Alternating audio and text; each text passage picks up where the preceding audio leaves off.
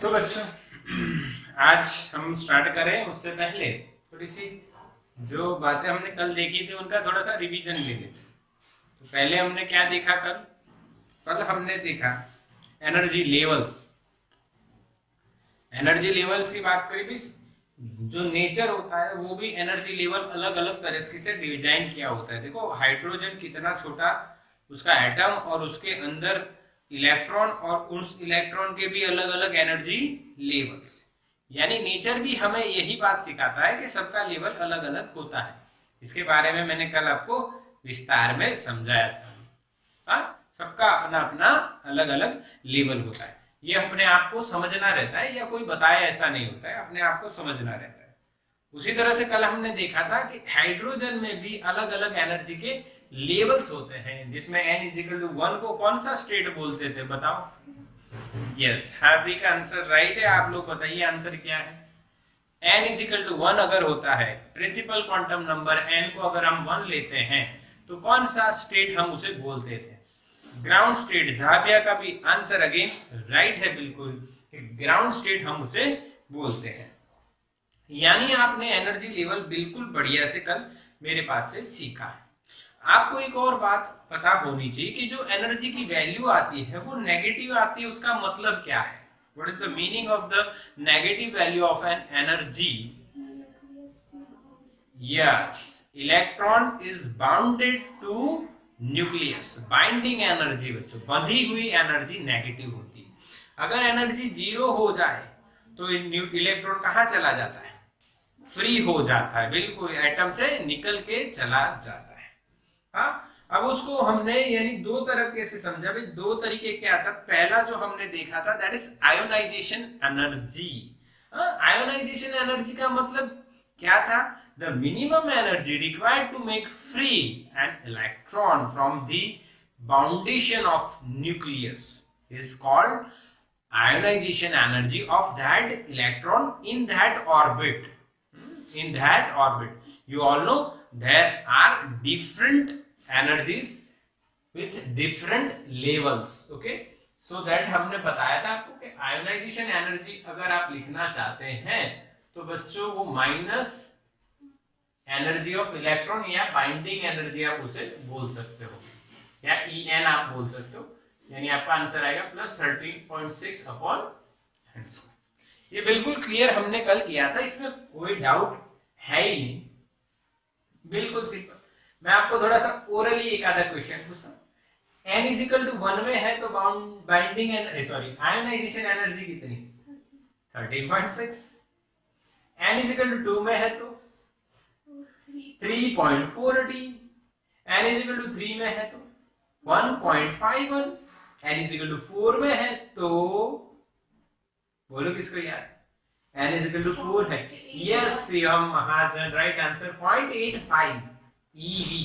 0.85 eV।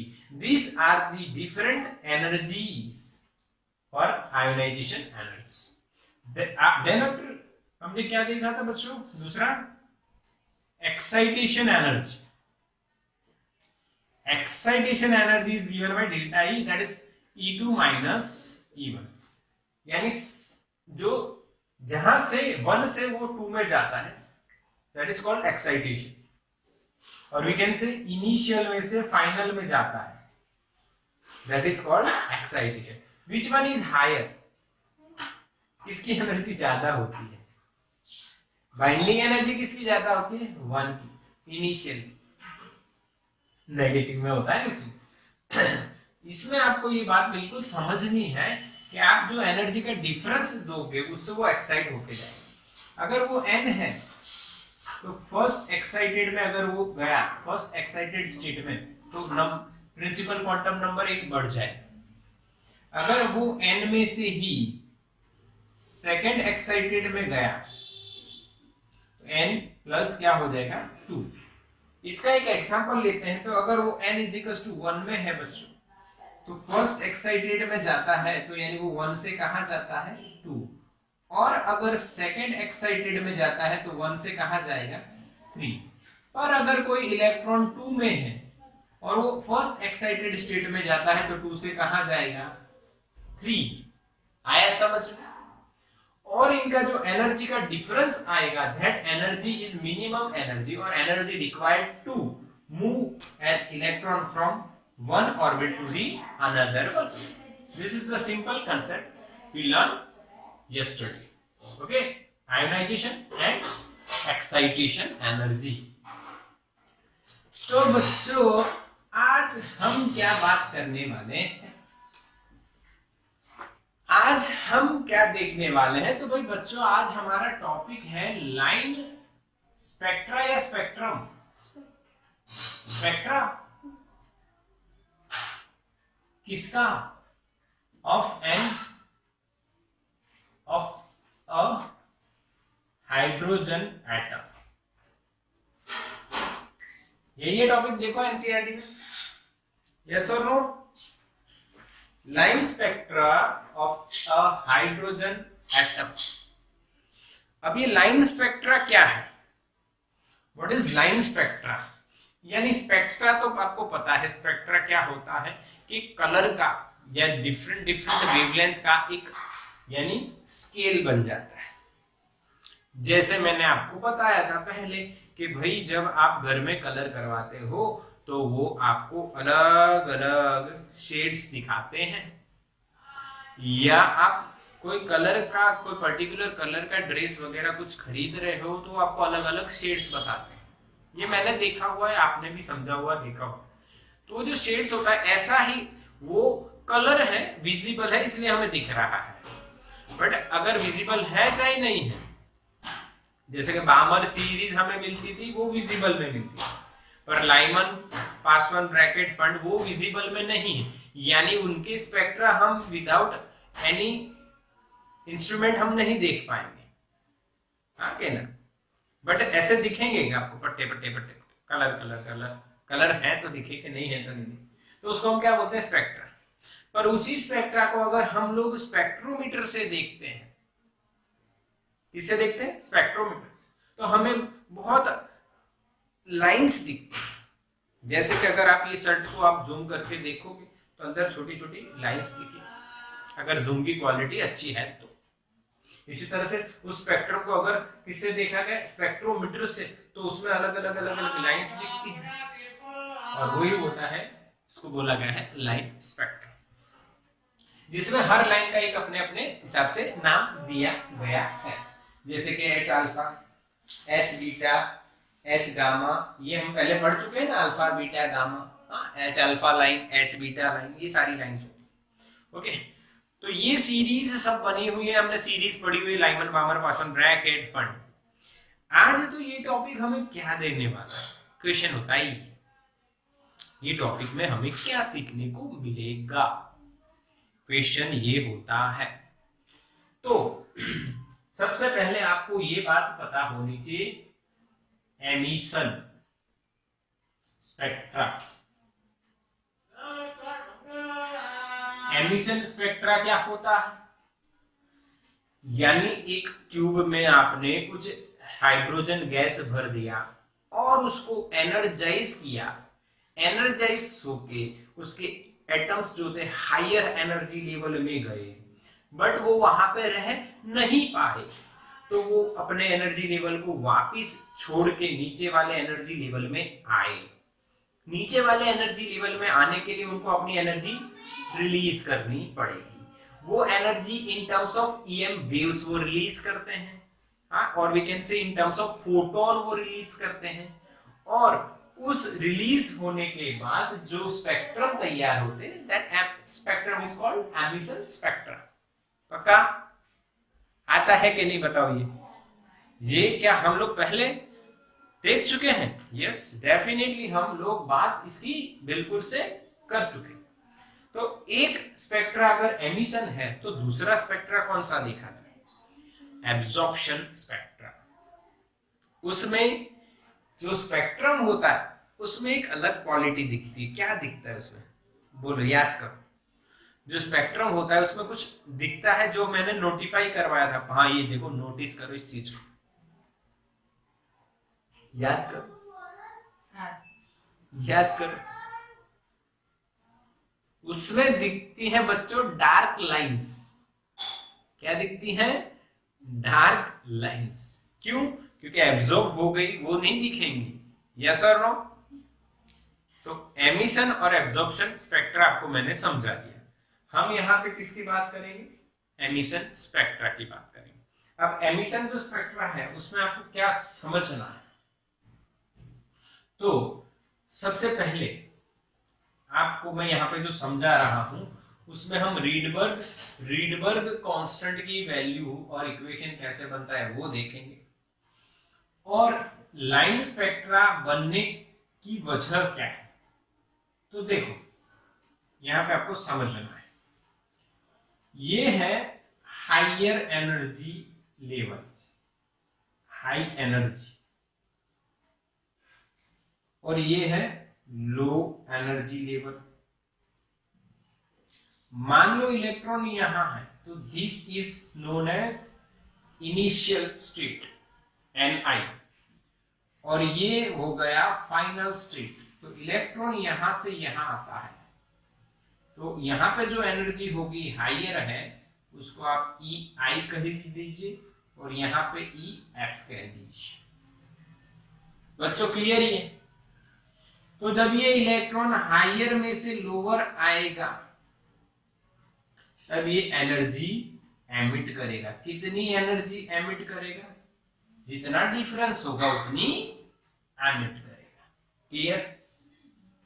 Yes और no? Clear के नहीं? यस और नो? हाँ के ना? यस बच्चों आपको समझ में आ गई? यानी कि जब मैं मैथ्स पढ़ाता हूं, फिजिक्स में या कहीं पे भी जब मैं मैथ्स पढ़ाता हूं, तो मेरे सामने अलग अलग लेवल के स्टूडेंट्स बैठे होते हैं। हाँ, तो मुझे अपनी जो लेवल है, अपना जो लेवल है उसको चेंज करना पड़ेगा। अगर उस बच्चे की जो लेवल है, उसका जो लेवल है, उसकी ग्रास्पिंग पावर है, वो अगर कमजोर है, तो मुझे अपने लेवल पे रह के और गुस्सा करके सिखाना नहीं, मुझे मेरा लेवल चेंज करना पड़ेगा। यस और नो? एग्री और नॉट? हाँ, यस और no? Yes yes yes yes, सबको पता है? Yes yes. हाँ, कई बार बच्चे ये भी नहीं भूल जाते हैं, ax² + bx + ca = 0।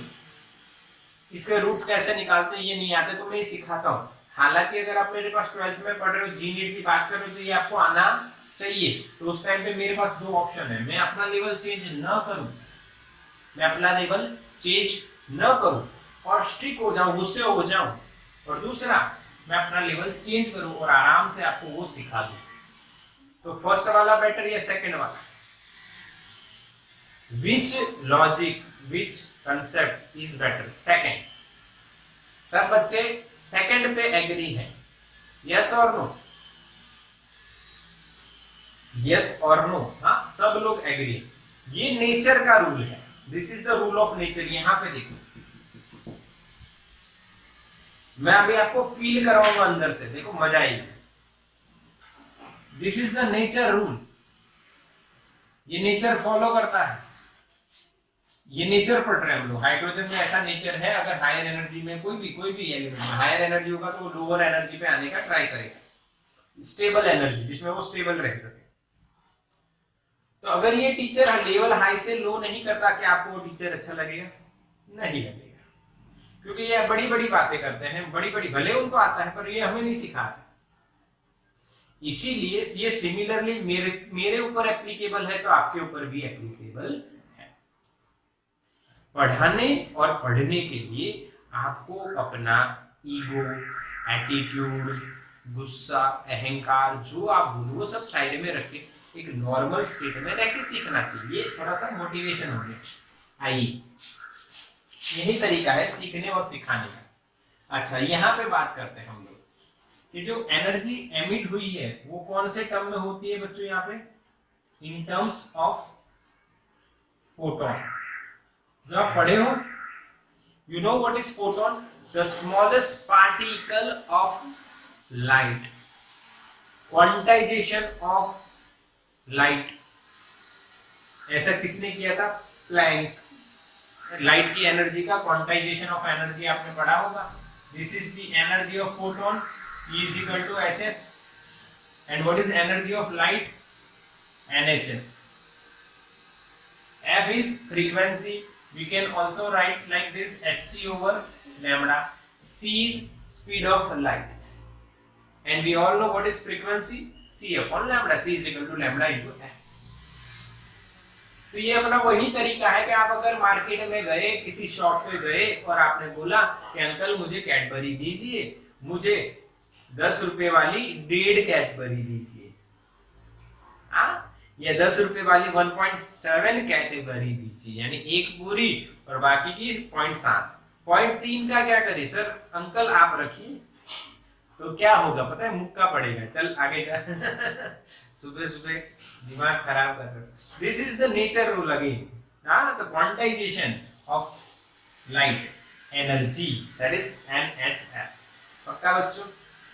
ये क्लियर? तो यहाँ पे जो एनर्जी निकल रही है वो इन टर्म्स ऑफ क्या निकलेगी? फोटोन। क्या निकल रही है बच्चों? इन terms of photon. Okay, now we have to derive the equation of this energy, and finally we have to find out the equation of different kind of series. कौन सी series भाई? Lyman, बामर, Paswan bracket and फुन, जिसमें 1 upon lambda is equals to r into the bracket 1 upon something square minus 1 upon something plus 1 square. yes or no? हाँ, yes, वही करना। तो बच्चों क्या हम डेल्टा ई को ये लिखें, E final minus EI, final minus initial. What is the equation for final energy? तो मेरी बात सुनना ध्यान से। एनर्जी आप लिखे थे, मेरे पास डबल जू में 4 हाथी थे और नीचे 8 हैंड डबल थे। याद है बच्चों शॉर्टकट? मेरे पास डबल जू में 4 एलिफेंट थे और उनके नीचे 8 हैन डबल थी। बट अगर हाइड्रोजन की आप बात करो तो जेड की जगह क्या रखोगे? 1। ये वैल्यू यहां पे रख दी जाती है, तो क्या मिलेगा? -me⁴ अपॉन 8 हैन डबल भाई, और यहाँ पे n की जगह क्या हो जाएगा? फाइनल। सिमिलरली बच्चों यहाँ पे माइनस माइनस क्या हो जाएगा? प्लस। क्या होगा? प्लस। और प्लस लिखोगे तो यहाँ पे आप क्या लिखोगे? me⁴ upon 8 h² epsilon not square and i²। ये सबको पता है। अब रुकना, लिखना नहीं है आपको, रुकना है। अब एनसीईआरटी में चेक करना है आपको। एनसीईआरटी में चेक करो, वहां पे आपको 1/ni² माइनस 1/nf² दिया है या उल्टा दिया है? 1/nf² माइनस 1/ni² दिया है। एनसीईआरटी में चेक करो। उसका रीजन ये है, ये जो एनर्जी डिफरेंस है बच्चों, ये उन्होंने लिया है EI माइनस EF। समझ में आया? हाँ कि ना? Higher minus lower, this energy is higher, this one is lower. तो what is delta E? Higher minus lower. समझ में आया? समझ में आया तो डन करो।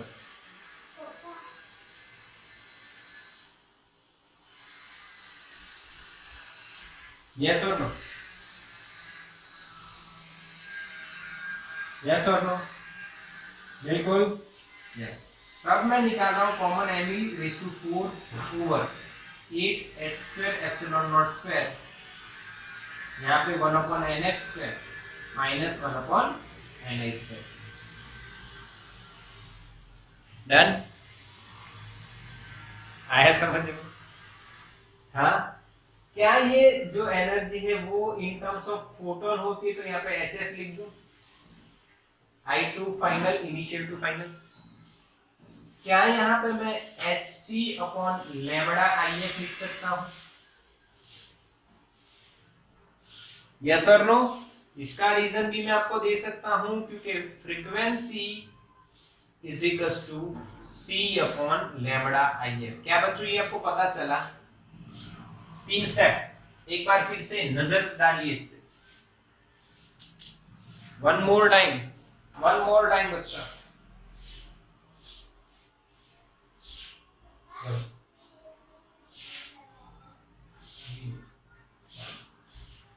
समझ में आया बच्चों?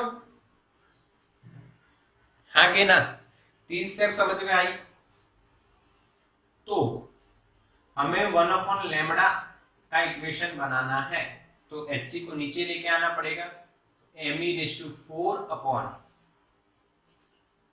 8h एप्सिलॉन नॉट तो पहले से थे, उसका स्क्वायर था, अब क्यूब हो जाएगा। यहाँ पे देखो 1h आएगा तो क्यूब हो गया, और यहाँ पे एक c मल्टीप्लाई हो जाएगा, एप्सिलॉन नॉट का तो स्क्वायर रहेगा, और ब्रैकेट में बचेगा 1 upon F square minus 1 upon ni square, nf square minus ni square. Yes और नो? क्या बच्चों डेरिवेशन बिल्कुल क्लियर है?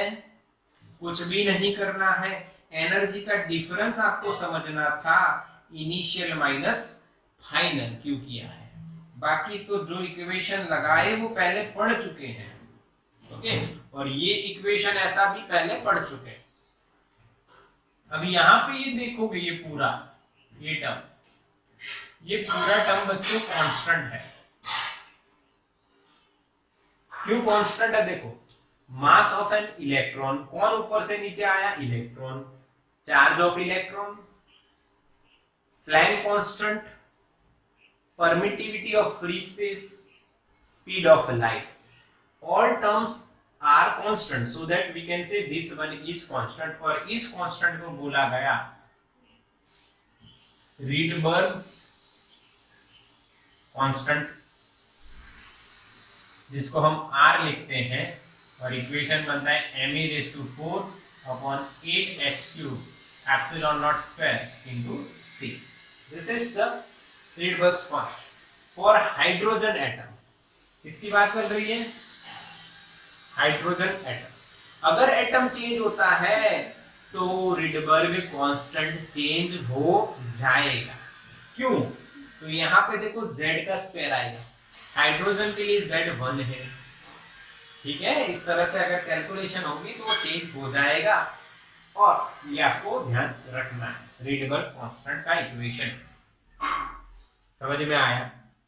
आगे अगर z आपको रखना है तो यहाँ पे z का स्क्वायर, z का स्क्वायर, z का स्क्वायर, और यहाँ पे भी z का स्क्वायर आ जाएगा। ओके, यस और नो? यस, बिल्कुल पक्का, बिल्कुल पक्का।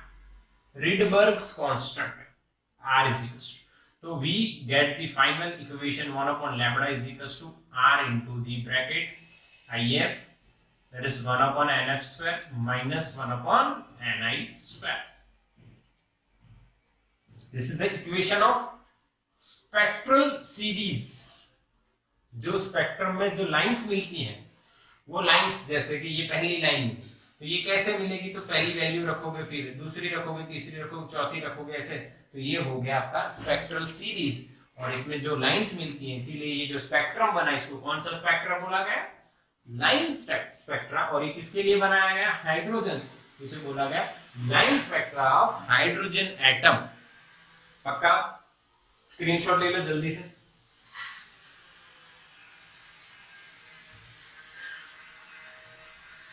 हो गया?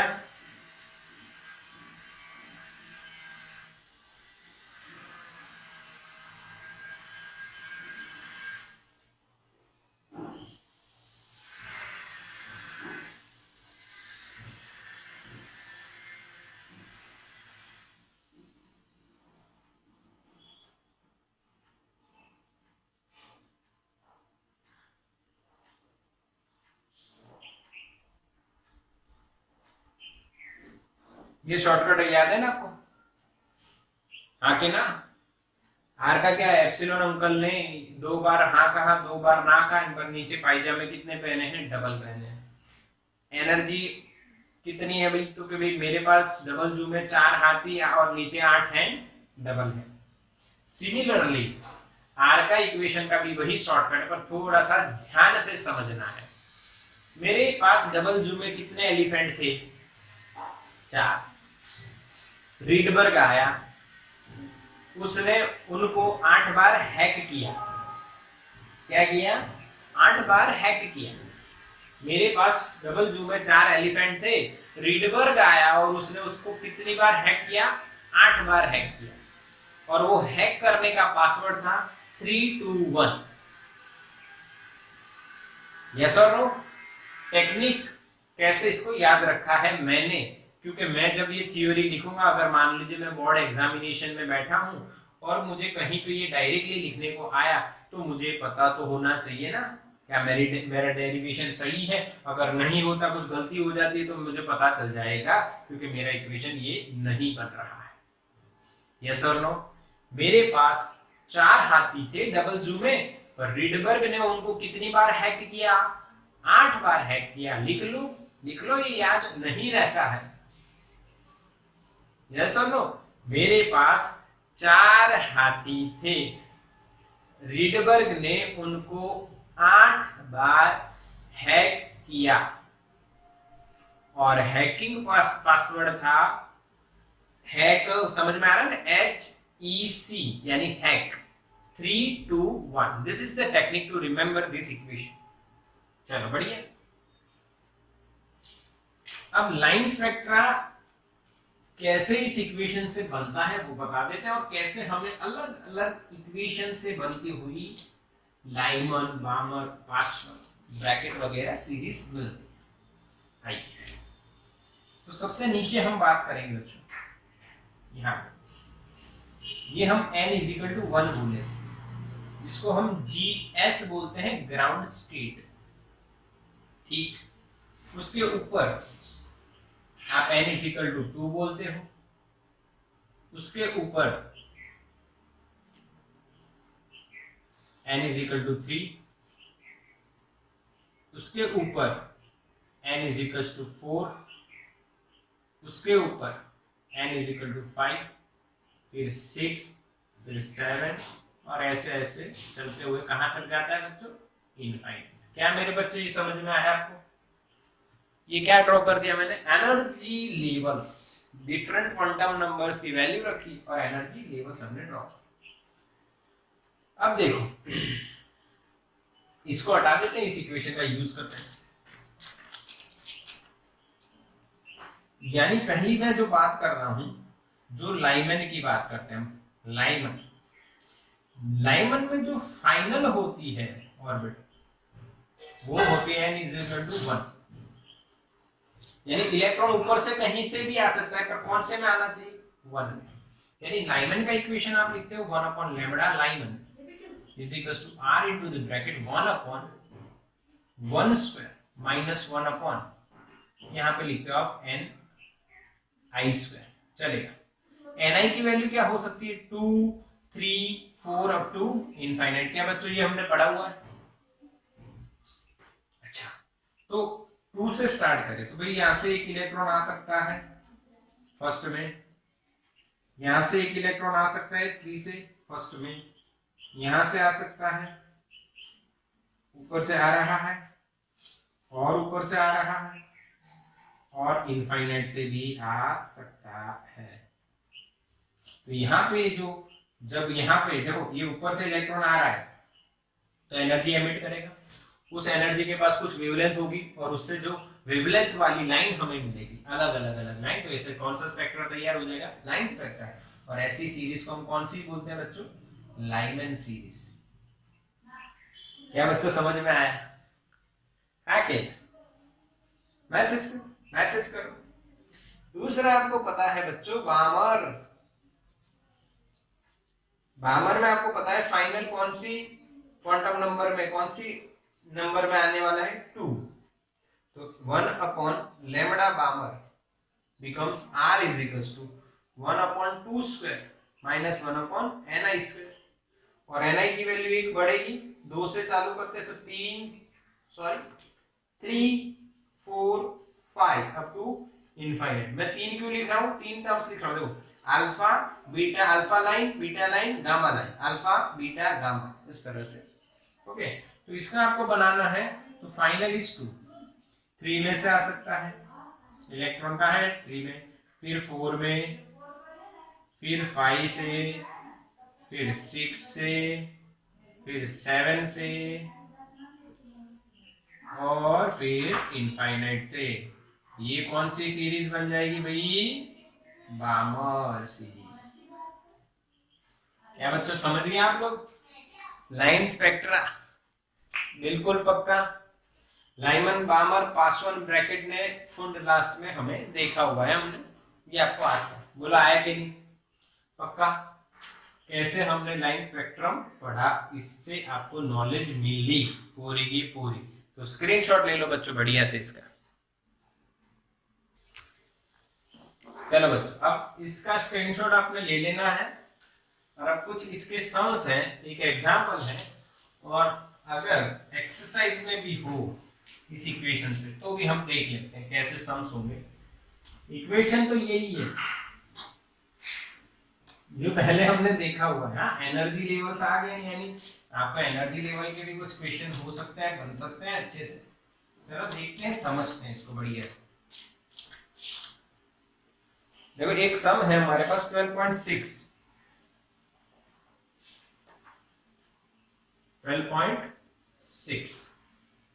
और 12.6 की अगर आप बात कर रहे हो, उसमें क्या लिखा है? Using the Rydberg formula, okay, calculate the wavelengths of the first 4 spectral lines in the Lyman series of the hydrogen atom और हाइड्रोजन स्पेक्ट्रम।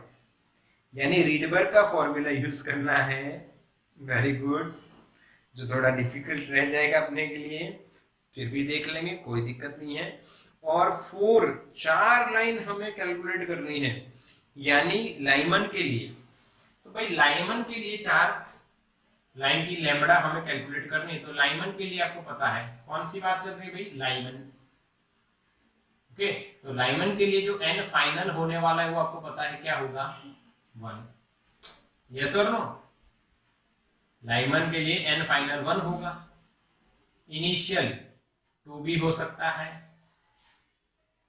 3 भी हो सकता है, 4 भी हो सकता है, और 5 भी। अब आप कहोगे सर 5 तक क्यों गए? तो उन्होंने 4 लाइन कैलकुलेट करने का बोला है। पहले यहाँ पे आपको मिलेगी जो लैम्बडा 2 1, दूसरी मिलेगी लैम्बडा 3 1, तीसरी मिलेगी लैम्बडा 4 1, और चौथी मिलेगी लैम्बडा 5। यस और नो? 4 वेवलेंथ हमें फाइंड करनी है, समझ में क्लियर है ना? 4 वेवलेंथ ऐसे हम निकालने वाले हैं, बिल्कुल बढ़िया से, आराम से, बिल्कुल कोई दिक्कत आपको पड़ने वाली नहीं है। हाँ, कुछ बच्चे समझेंगे कि ये कहाँ से आया, ऐसा बिल्कुल ये हमने देखा हुआ है। हाँ, फिर एक्सरसाइज में भी कोई सम्स हो वो भी हम देखेंगे, एक्सरसाइज के सम्स। पहले ये देखते हैं, पहले ये समझते हैं, ठीक है? अब समझ में कुछ है नहीं इसमें, ज्यादा इसमें कुछ समझना है नहीं।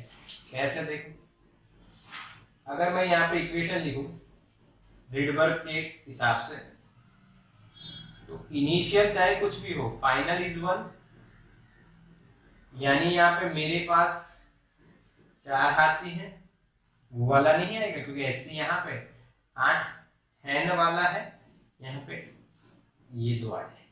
समझ में आया ना? हैक किया है तो H1 उधर, बिल्कुल सिंपल। अगर आपको वही लिखना है तो वो भी लिख सकते हो, इसको हटा दो, 1 lambda is equal to, easy हो जाएगा। सही है? 1/1 स्क्वायर माइनस 1/ni स्क्वायर। क्या बच्चों पक्का? क्या आप ये लिख सकते हो?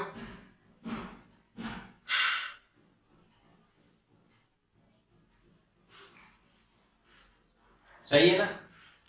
अब इसको नेक्स्ट में आप क्या लिखोगे? 1 lambda i1 is equal to r into the bracket ni square minus 1 upon ni square। r की वैल्यू तो आपको पता है ना, रीडबर्ग्स कांस्टेंट 1.097 into 10⁻⁷ मीटर इनवर्स। रीडबर्ग का फिर मैं उसमें बताना रह गया मेरा, पर आपको पहले मैं बता चुका हूं। ओके, तो आपको लैम्बडा निकालना है, तो लैम्बडा i1 क्या हो जाएगा? ni square upon r into the bracket ni square minus 1। Clear? Simple equation बन गया। समझ में आया कि नहीं?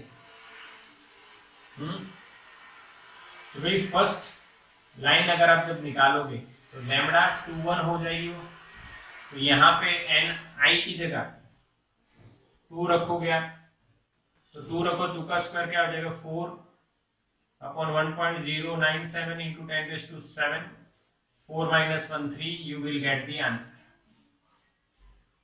यस और नो? लैम्बडा 2 1 का आंसर आ रहा है, लैम्बडा 2 1 का आंसर आ रहा है कितना?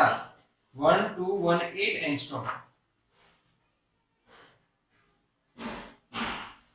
यानी एनसीईआरटी में आर की वैल्यू रख के उसको पहले से एंगस्ट्रॉम में बना दिया, वो भी आप कर सकते हो।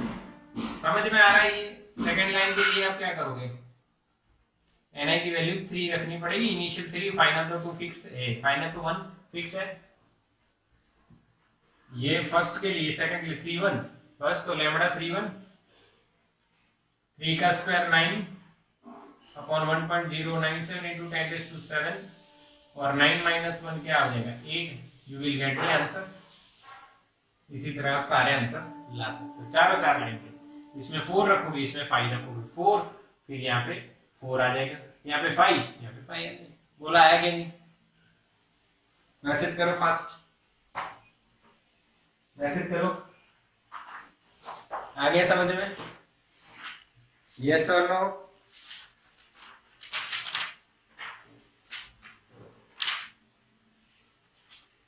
बिल्कुल, ये एग्जाम्पल आपको समझ में आ गया। अब इसमें एक्सरसाइज में हम अगर देखें तो एक ऐसा सम हमें दिख रहा है,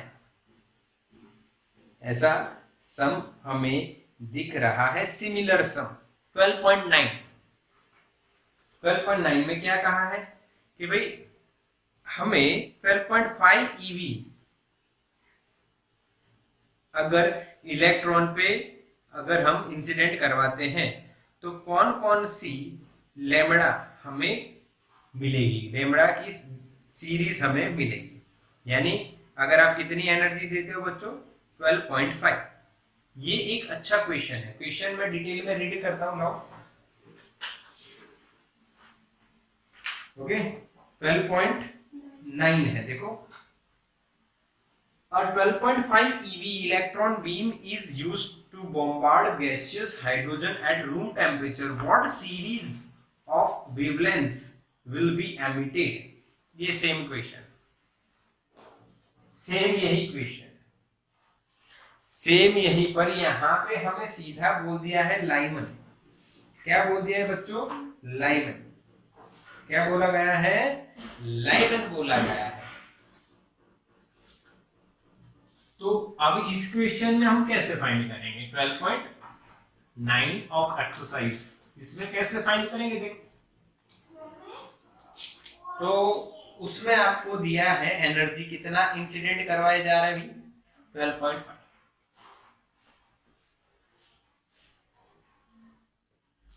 यानी ये इलेक्ट्रॉन है बच्चों, ध्यान से देखना, ये इलेक्ट्रॉन है, कोई भी एक इनिशियल पता नहीं, यहां पे आप उसकी कुछ एनर्जी होगी और उसको आप एनर्जी दे रहे हो, उसको आप एनर्जी दे रहे हो इतनी। तो क्या होगा? यानी अब एक बात आप समझिए, अगर मैं इसको 1 मान लूं तो क्या इसकी एनर्जी -13.6 EV होगी? तो अगर मैं ये एनर्जी इसमें ऐड कर दूं डेल्टा ई, मैं -13.6 प्लस 12.5 कर दूं, आंसर क्या आएगा? -1.1 EV। ये कौन से ऑर्बिट की एनर्जी हो सकती है? Approximately n = 3। यस और नो? यस और नो? आके ना, यानी ये अपनी इनिशियल हो गई, ये देखो ऐसे लिखा है मैंने, E initial = E final plus delta ई। डेल्टा ई कितनी दी गई है 12.5, वो इनिशियल में था और डेल्टा ई दी तो वो फाइनल में पहुंच गया, तो delta E is equal to E I minus E F, तो E I is equal to क्या हो जाएगा E F plus delta E, रखा आंसर आया, तो एन इज इक्वल टू आपको अप्रोक्सीमेटली क्या मिल रहा है बच्चों 3। ये एन कैसे निकाला माइनस 13.6 अपॉन एन स्क्वायर करोगे तो अप्रोक्सीमेटली एन आपको क्या मिल जाएगा 3, यानी यहाँ पे आपका आ गया 3। अब 3 से कौन कौन सी सीरीज मिल सकती है, तो 3 के बीच में कौन आता है 2 भी आता है ना, तो 3 से 2 में यानी लैम्बडा 32 मिल जाएगा, या 3 से 1 में यानी लैम्बडा 31 मिल जाएगा। बोला है समझे, लैम्बडा 32 फाइंड करना आता है, बामर सीरीज बन जाएगी, लैम्बडा 31 कौन सा बन जाएगा लाइमन, ये लाइमन मिलेगा, और वो भी कौन सी लाइन सेकंड यानी बीटा एच बीटा, अगर हाइड्रोजन है तो एच बीटा लाइन, ये कौन सा बनेगा, ये कौन सा बनेगा बामर, यानी 2 में जा रहा है ना बामर, और एच अल्फा लाइन बनेगी। बोलो क्लियर, हाँ के ना, कंसेप्ट समझ में आया, अब कैलकुलेशन आपके हाथ में, कंसेप्ट समझ में आया, अब कैलकुलेशन आपके हाथ में, कैसे कैलकुलेशन करनी है भाई, वही equation 1 upon lambda is equal to r into the bracket 1 upon n final square minus 1 upon n initial square, ni is greater than nf, ये आपको पता होना चाहिए इसमें। अब यहाँ पे आप जब 3 1 कर रहे हो तो यहाँ पे 1 आएगा और यहाँ पे 3 आएगा, r की वैल्यू पता है आपको, लैम्बडा मिल जाएगा, लैम्बडा 3 का। जब आप 3 2 फाइंड कर रहे हो, यहाँ पे 2 आएगा, यहाँ पे 3 आएगा, और आपको लैम्बडा 32 मिल जाएगा, लाइमन और बामर आंसर मिल जाएगा। बोला आएगा कि मैं करवाऊं बच्चों, मुझे करवाना पड़ेगा, ये आपको आ जाएगा, बोलो मैसेज करो फटाफट, क्या ये आपको आ जाएगा, क्या ये आपको आ जाएगा, हाँ के ना, बिल्कुल पक्का, बिल्कुल पक्का, यस समझ में आया। अगर यहाँ पे अप्रोक्सीमेटली कुछ आए तो आपको अप्रोक्सीमेटली जो नंबर आएगा वो ही लेना है, यानी कि 3 आया तो 3 लेना है, 3 पॉइंट समथिंग आया तो 3 ही लेना है, ऐसा आपको याद रखना है, ठीक है, वो तो ऑब्वियसली बात है ना, एक सिंपल लॉजिक है, ठीक है।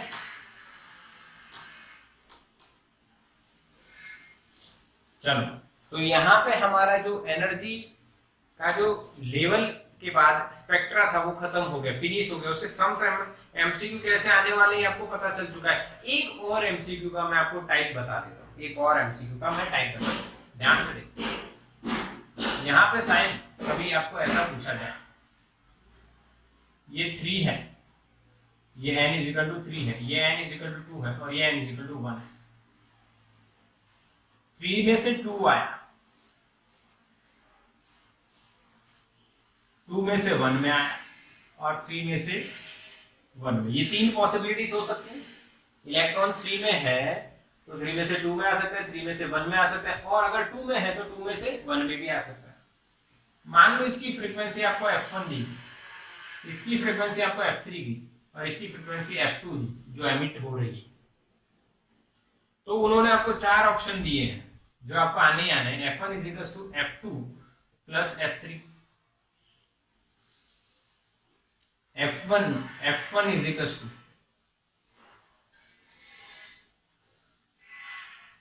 f2 minus f3, f1 is equal to f3 minus f2, और f2 is equal to f1 plus f3। बताओ कौन सा करेक्ट है, which one is correct, A B C D ऐसा पूछा है क्वेश्चन, ये थियोरेटिकल क्वेश्चन हो सकता है या तो ग्राफिकल, ऐसा ग्राफ दिया हो या डायग्राम दिया हो, तो इसमें क्या करोगे आप,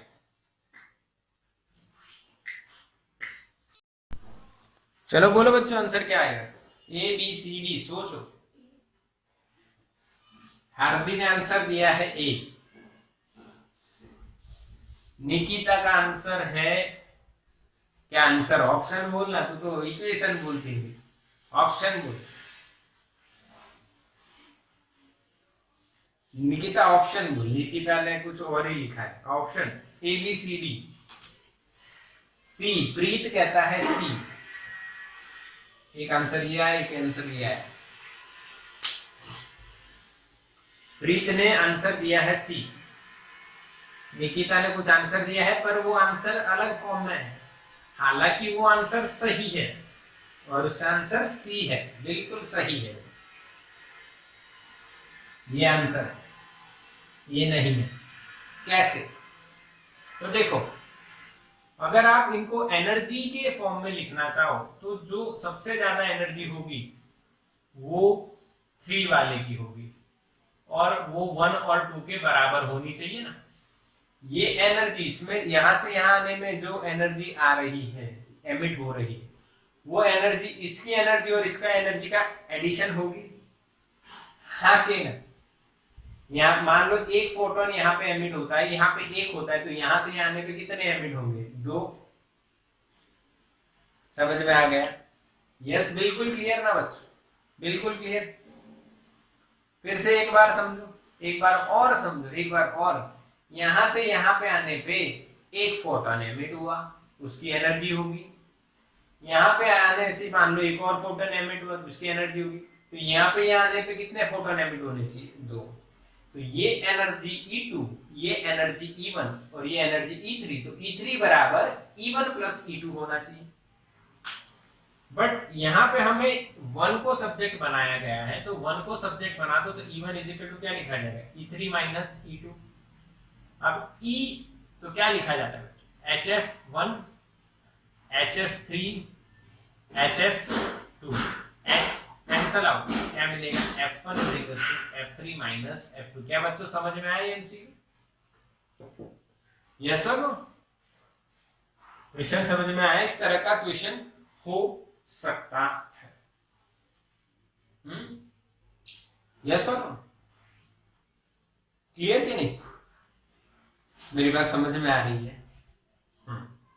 अब एक और बात समझो कि भाई आपको एनर्जी दी हो, मान लो आपको एनर्जी दी है। एक और क्वेश्चन, मान लो आपको एनर्जी दी कि इलेक्ट्रॉन की एनर्जी है कितनी, तो कि भाई -1.51 eV, यानी आपको पता है कि इलेक्ट्रॉन n = 3 में है, उसी में इतनी एनर्जी होती है। वो आप ऐसे कैसे फाइंड करोगे? En बराबर -13.6/n²।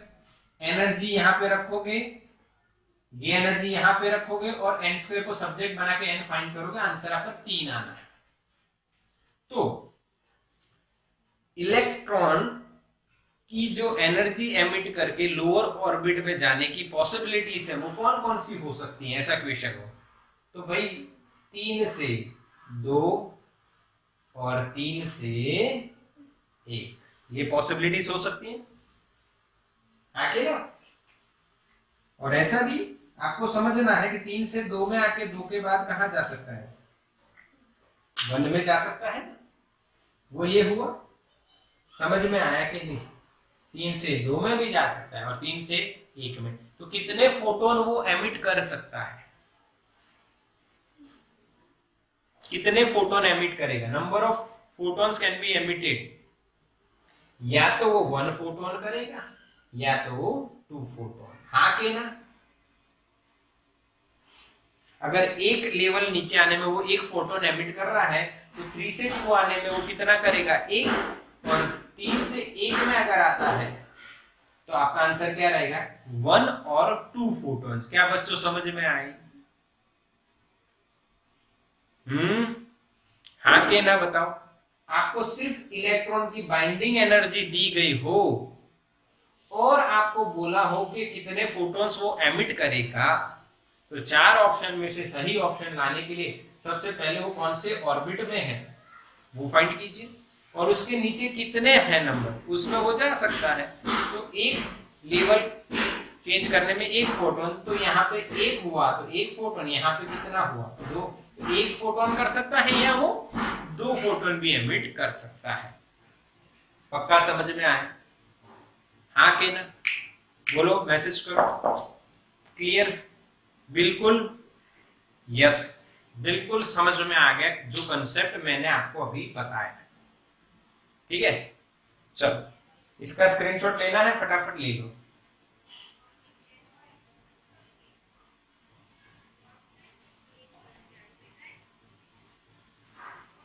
चलो डन, ओके।